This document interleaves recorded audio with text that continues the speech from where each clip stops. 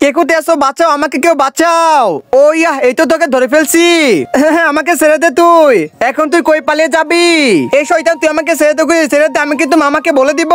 বাবা বাবা, তুমি কোথায়? তাড়াতাড়ি আপুকে বাঁচাও, ওইখানে ভূত। তোকে তো আজকে আমি এমনি এমনি ছাড়বো না, আমার সাথে চল, তোকে আজকে আকাশ থেকে ছেড়ে দিব। আরে বাবা, তুই কোথায় ভূত দেখছিস? তাড়াতাড়ি আমাকে নিয়ে চল, মিনাকে তো বাঁচাইতে হবে। মামা মামা, এই ভূতের হাত থেকে তুমি আমাকে বাঁচাও। তুই আমাকে সবসময় বিরক্ত করিস, তোকে এখন আমি এইখান থেকে ছেড়ে দিব।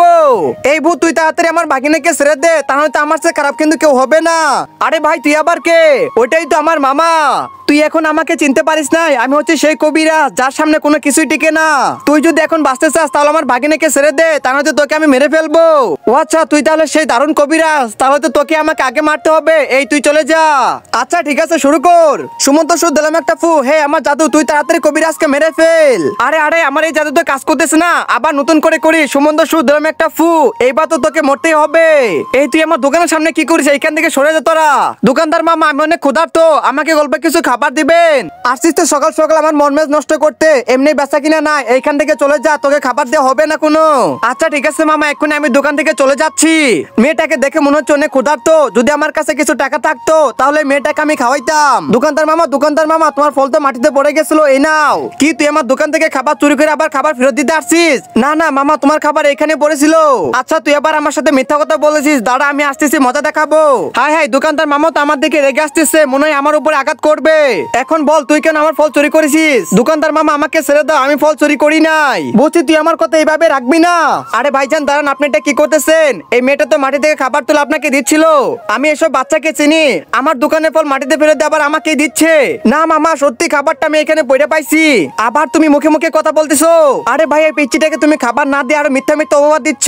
আমি তো এখানে বসে সবকিছু তোমার দেখলাম। এই তো আমাদের কাছে ক্যান্ডি আছে, এখন আমরা দুইজন মজা করে খাবো। ওয়াও ক্যান্ডি, এই তো নিয়ে নিছি, এখন আমি মজা করে খাবো। আমাদের ক্যান্ডি নিলেন কেন? ক্যান্ডি দেন। হাই হাই, বাচ্চাদের ক্যান্ডি এখন চুরি হইতেছে, তাড়াতাড়ি যাই। ক্যান্ডি তো অনেক মজা লাগতেছে, তারা তোকে দেখাচ্ছি। ও ইয়া, ক্যান্ডি দেখো দিছি দে। এটার ভিতর তো কোনো ক্যান্ডি নাই। এই তুই যা এখান থেকে যা।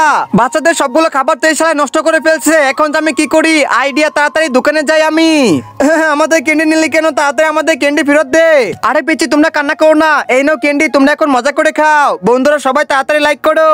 রাজু, এখন তোমার কেমন লাগতেছে? আঙ্কেল, অনেক অনেক ভালো লাগতেছে। সুজন, আমার তো অনেক বয়স হয়ে গেছে, আমি তো এখন সাইকেলও চালাইতে পারি না, আমাকে একটা স্কুটি কিনে দে না। বাবা, তুমি তোমার মুখটা দয়া করে বন্ধ রাখো। তুমি তো আমাদের নামে 1 বিঘা জমিনও রাখো নাই, আর আমার ঘরে বসে বসে শুধু সারাদিন খাবার গিলছো। আমার কাছে এখন কোনো টাকা নাই, যখন টাকা হবে তখন তোমাকে আমি একটা স্কুটি কিনে দিব। এই তোমার ছেলেকে এইখান থেকে নিয়ে যাও, শুধু কান্না করতেছে।